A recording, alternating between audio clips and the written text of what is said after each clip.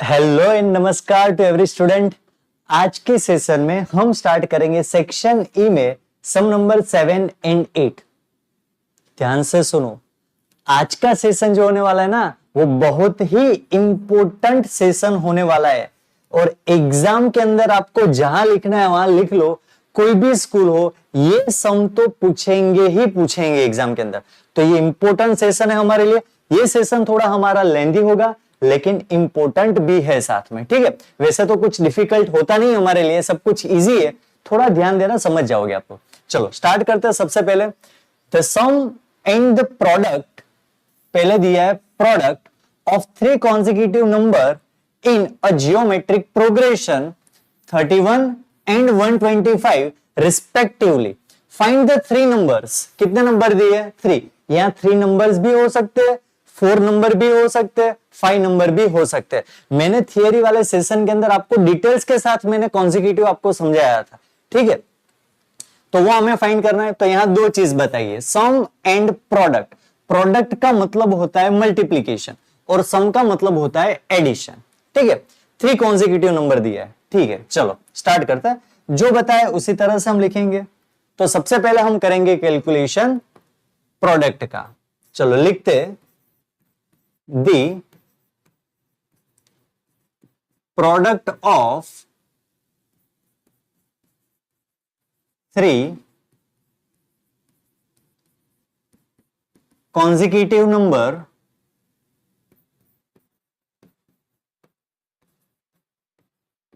numbers। चलो 3 का मतलब क्या होता है? a upon r into a into A R. Product का दिया है 125। क्लियर? यदि आप कंफ्यूज हो रहे कि सर सम क्या होता है, प्रोडक्ट में क्या होता है, तो ध्यान से सुनो बच्चा। ये जो प्रोडक्ट होता है ना मल्टीप्लिकेशन वाला, ये किसी को एक ऐसा डिजिट हो जिसका कोई ना कहीं आपका क्यूब निकलता ही होगा। जैसे कि मुझे पता है कि 5 का क्यूब 125 होता है, तो 4 का क्यूब हो सकता है, 2 का क्यूब हो सकता है, 7 का क्यूब हो सकता है, 10 का क्यूब हो सकता है, लेकिन ज्यादातर 3 से लेकर 8 के बीच में ही रहेंगे। तो क्यूब देख लेना आप लोग, क्यूब पता है तो आप डायरेक्ट कर सकोगे मल्टीप्लीकेशन।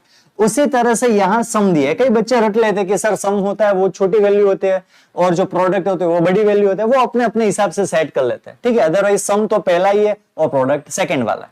चलो स्टार्ट करेंगे। यहां पर लिखेंगे दी, अब हम बात करेंगे सम की।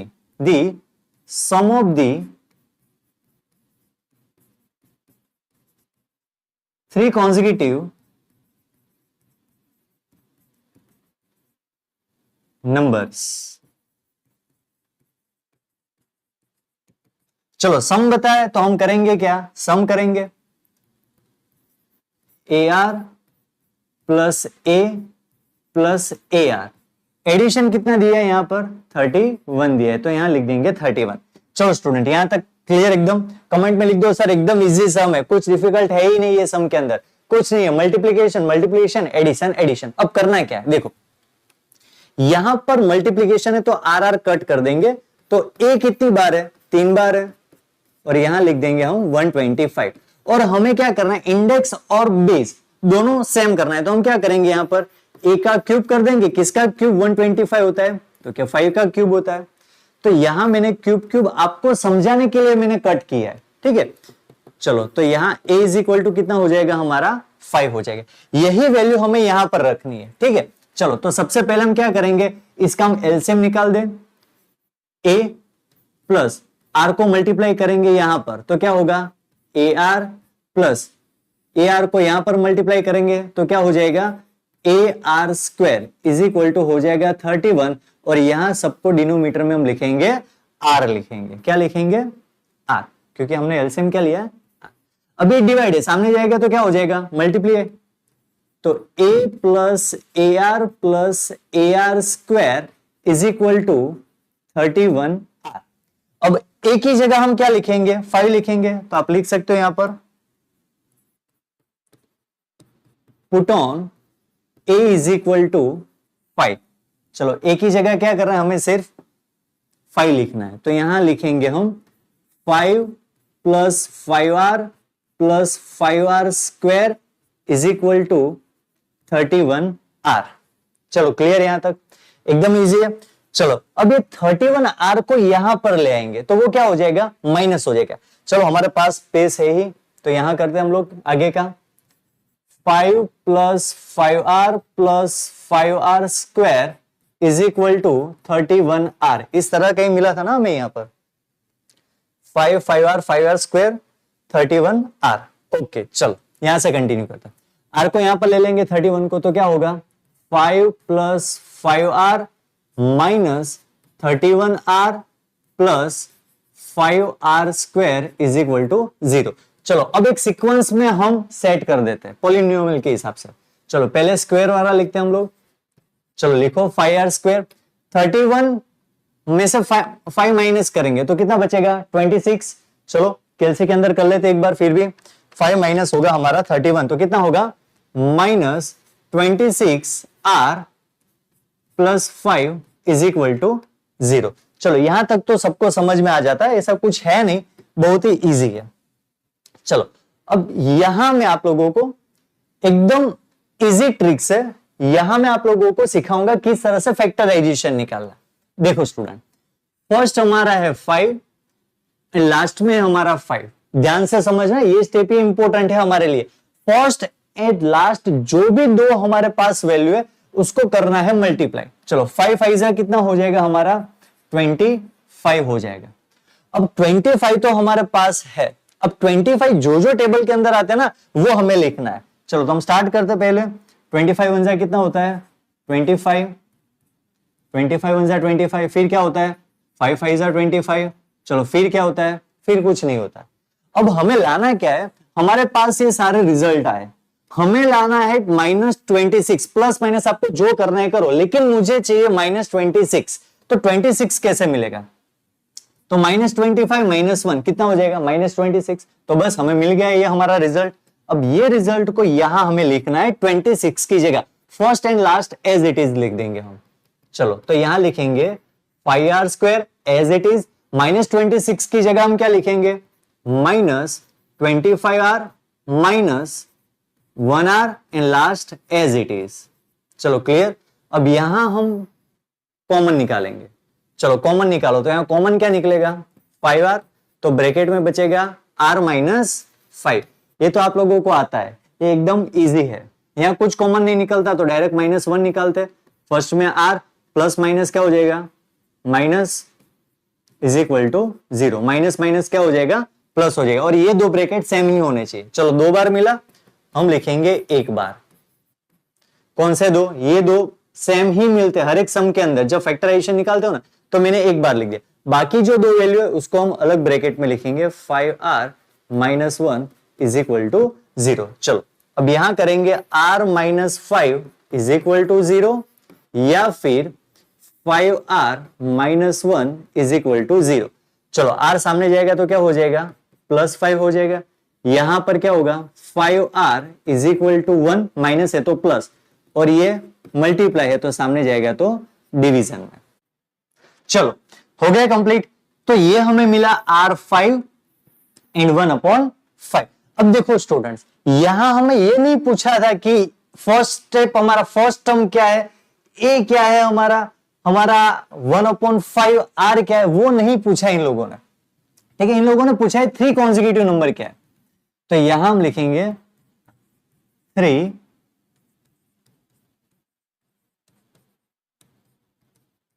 Consecutive number. इन लोगों ने ये पूछा है।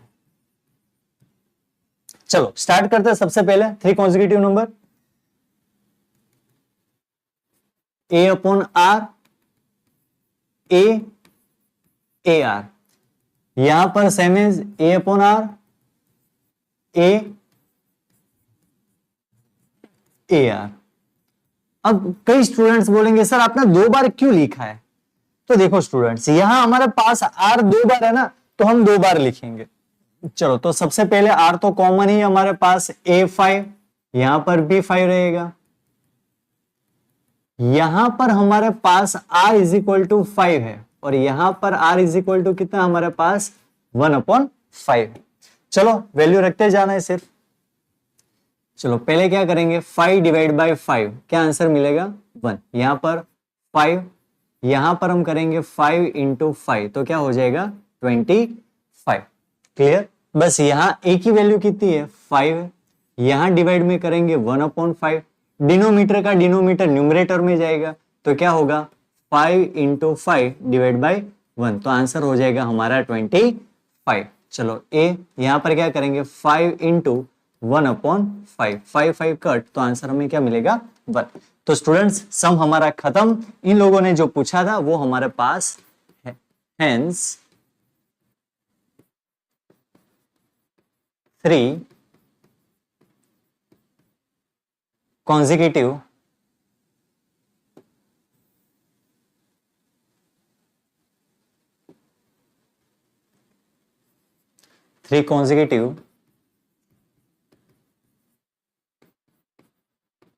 नंबर्स, क्या मिला हमें रिजल्ट, तो हमें रिजल्ट यहां पर मिला है 1 5 25 या फिर 25 5 1। क्लियर यहां तक। और कोई भी सम आप कैलकुलेट करोगे ना तो आपको ऐसे ही सीरीज मिलेगी 1 5 25 25 5 1, इसी तरह से मिलेगा जब आप 3 कॉन्जिक्यूटिव सम करते हैं। तो बस ये हुआ हमारा सम नंबर 7, जिसमें आपको पूछा था सम इन प्रोडक्ट, 3 कॉन्जिक्यूटिव नंबर था और पूरा कैलकुलेशन हमने इस तरह से किया था। चलो आगे बढ़ते हैं। अगेन सेम क्वेश्चन, सिर्फ डिजिट चेंज हुए। The sum and the product of 3 consecutive number, कितने कॉन्जिक्यूटिव नंबर बताए 3, a geometric progression 6 and -64 respectively 3 terms of the geometric progression। Okay ठीक है, चलो स्टार्ट करते हैं। यहां पर the product of 3 consecutive numbers, यहां प्रोडक्ट है, प्रोडक्ट का मतलब होता है मल्टीप्लीकेशन, सम का मतलब होता है एडिशन। यहां फिर से लिखेंगे the sum of 3 consecutive numbers, ये पहले लिख देना है ताकि आपका थोड़ा इजी हो जाए। चलो प्रोडक्ट का मतलब क्या होता है मल्टीप्लीकेशन, ए आर इंटू, अब मैंने पहले बताया था कि मल्टीप्लीकेशन होगा तो क्यूब किसका है -4 का 64 है, डायरेक्ट पता चल जाएगा। और यहां पर हमें क्या करना है प्लस करना है, A/R ए आर, कितने हमारे पास 6। चलो अब मल्टीप्लीकेशन तो बहुत सीधा साधा एकदम भोला भाला है, डायरेक्ट कट हो जाएगा, तो बचा क्या 3 बार, तो A³ इज इक्वल टू कितना है 64 माइनस, तो यहां लिखेंगे A³, इंडेक्स और बेस को सेम बनाने के लिए मैं यहां क्या लिखूंगा -4 का क्यूब होगा -64, क्योंकि यहां ऑड नंबर है तो ऑड नंबर में माइनस ही रहेगा। समझाने के लिए चलो यहां कट करते हैं, तो फाइनली हमें A इज इक्वल टू क्या मिला -4। चलो क्लियर, A कितना मिला मुझे -4। यहां कैलकुलेशन करते हैं, यहां होता है एलसीएम, पहले मल्टीप्लाई होता है दोनों, यहां पर भी होगा और यहां पर भी मल्टीप्लाई होगा, तो करो कितना होगा A plus AR plus AR square, LCM हमने लिया R इज इक्वल टू हो जाएगा 6, तो यहां पर क्या होगा A plus AR plus AR square is equal to 6R। अब हमें क्या करना है स्टूडेंट्स, अब हमें करना है क्या करना है, अरे -4 लगाना है, अभी हमने किया था ना पहले। हाँ सर हमें पता ही है, शाबाश बेटा शाबाश। Put on value of A is equal to क्या करना है -4 लगाना। चलो तो फिर -4 लगाते हैं, चलो A की जगह -4, यहां हम डायरेक्ट करते हैं, A की वैल्यू क्या है -4, प्लस माइनस क्या होगा -4, तो यहां डायरेक्ट लिख देंगे -4, यहां पर भी क्या लिख देंगे -4R square is equal to 6R।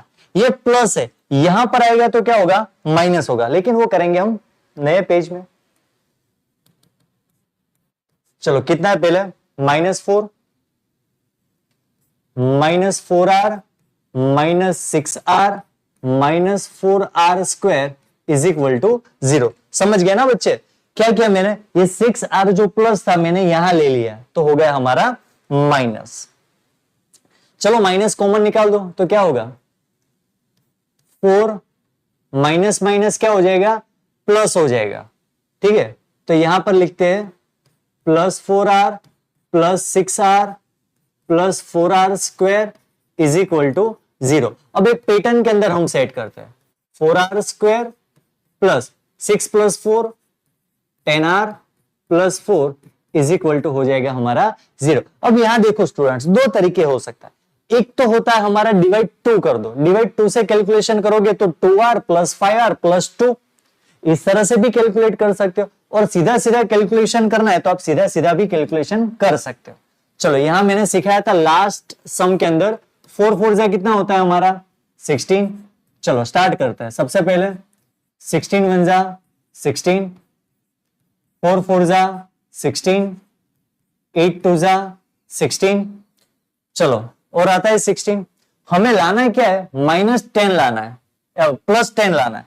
तो +10 लाने के लिए मैं क्या करूंगा, यहां पर +8 +2 सारे रिजल्ट मिलेंगे, मल्टीप्लाई करना है, 16 लाना है, लेकिन एक ही रिजल्ट पसंद होगा, कौन सा, 8 2 जा 16 भी होता है, +8 +2 हमारा 10 भी होता है। तो चलो सबसे पहले हम करेंगे as it is 4r² plus, अब 10 की जगह मैं क्या लिखूंगा, 8r + 2r last value as it is, no any change.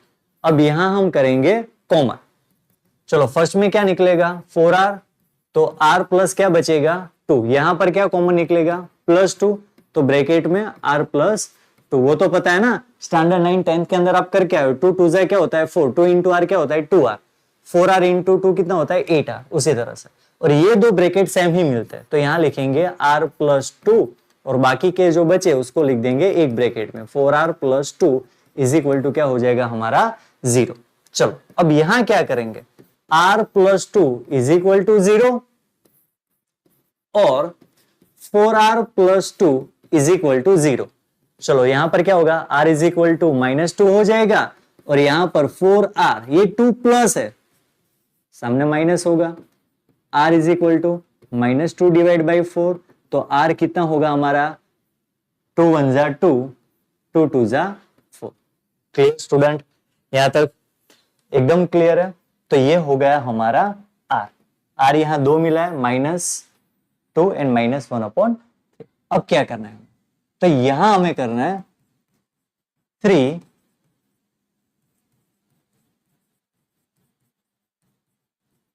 consecutive numbers. चलो फर्स्ट में हम a इज इक्वल टू क्या लिखेंगे -4, देखो यहां पर मिला था हमें -4, और यहां पर भी लिख देंगे a इज इक्वल टू -4, लेकिन यहां पर हम r लिखेंगे पहले -2, और यहां पर लिखेंगे r इज इक्वल टू -1/2। चलो यहां लिख दे हम लोग फटाफट, a/r a/r, उसी तरह से यहां लिखेंगे a/r a/r। चलो स्टूडेंट्स अब क्या करना है, हमें जो वैल्यू हमें मिली है वो वैल्यू अंदर रखनी है, हमें पुट ऑन करनी है। चलो स्टार्ट करते हैं, सबसे पहले 4 डिवाइड बाय -2, 2 2 जा क्या होता है -4, तो फर्स्ट का क्या आया -2, ये माइनस है ना, अरे चलो बच्चा अभी ये क्या होगा हमारा प्लस में आएगा, क्योंकि वो भी माइनस में है। -4 डिवाइड बाय -2, आंसर क्या आएगा हमारा +2, a कितना आएगा हमारा -4 आएगा, यहां पर क्या है -4 इंटू -2, तो आंसर हमारा क्या हो जाएगा, माइनस माइनस कट हो जाएगा, तो आंसर क्या आएगा हमारा 8। क्लियर, 2 -4 8। अभी ये कैलकुलेशन मैंने नहीं की है, फिर भी मुझे पता है आंसर क्या आएगा, पहले में 8, सेकंड में -4 और थर्ड में आएगा 2, क्योंकि लास्ट जो सम मैंने कैलकुलेट कराया था, मैंने आपको बताया था कि इसी तरह का ही हमें आंसर मिलता है। फिर भी एग्जाम में नहीं लिखना है कि एज इट इज, नहीं, एग्जाम में कैलकुलेशन करना है भाई। चलो तो क्या करेंगे हम, -4 डिवाइड बाई -1/2। ये 2 बार मैंने क्यों माइनस लिखा? अरे सर आपको पता है। हाँ बच्चा मुझे पता है, मैंने गलती से लिख दिया ना।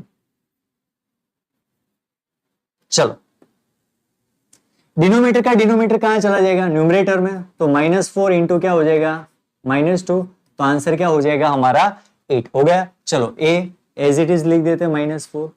चलो यहाँ a कितना है, -4 है, r कितना है, -1/2 है, तो 2 2 से क्या हो जाता है हमारे लिए 4 हो जाता है। तो क्लियर, तो यहाँ आंसर में क्या मिलेगा 2। चलो लिखते हैं हम लोग, क्या पूछा था इन लोगों ने, हेंस 3 consecutive नंबर्स। कौन से 3 consecutive नंबर्स मिले हमें स्टूडेंट्स, तो यहां हम लिखेंगे 2 4 8 या फिर 8 4 2। क्लियर, एकदम मस्त। चलो पता चल गया ना आप लोगों को, 2 4, ये -4 होता है ना, माइनस लिख देंगे यहां। चलो क्लियर यहां तक, एकदम मस्त। 2 -4 8, 2 -4 8। अब स्टूडेंट ये सम इंपॉर्टेंट है, पूरे चैप्टर के अंदर कॉन्जिक्यूटिव वाले सिर्फ ये 2 सम है, और आपको अच्छी तरह से प्रैक्टिस करनी है, हो जाएगा, इतना कुछ डिफिकल्ट नहीं है। पहले प्रोडक्ट करना है, फिर सम करना है, प्रोडक्ट में से आपको ए मिलेगा, ए की वैल्यू आपको याद रखनी है, उसके बाद आपको फैक्टराइजेशन निकालना है, आर मिलेगा, और जो भी हमारे कॉन्जिक्यूटिव नंबर उसके अंदर वैल्यू पुट ऑन करनी। उसके अंदर भी हमें पता है 2 -4 8 होगा, उसका उल्टा यहां पर होगा 8 -4 2 होगा। कोई भी सम 3 कॉन्जिक्यूटिव का नंबर देख लो, 5 के देख लो, यही होता है।